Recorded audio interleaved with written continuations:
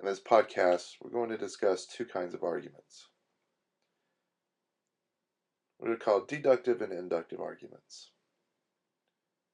Deductive arguments are those whose premises guarantee the conclusion.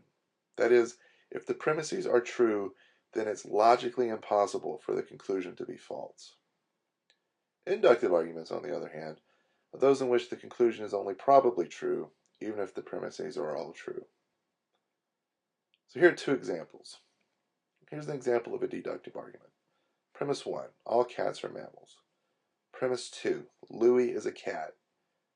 If premise 1 is true and premise 2 is true, then it's absolutely impossible for the conclusion to be false.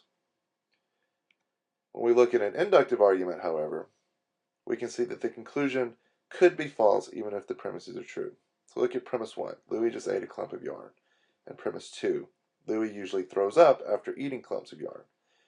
Even if premise 1 and premise 2 are both true, the conclusion could still be false.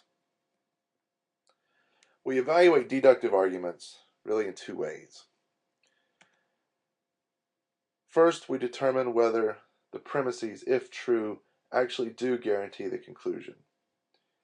So in this case, we actually assume that the premises are true and then see whether the conclusion is guaranteed. If this is the case, then the argument is called valid. If not, then it's called invalid.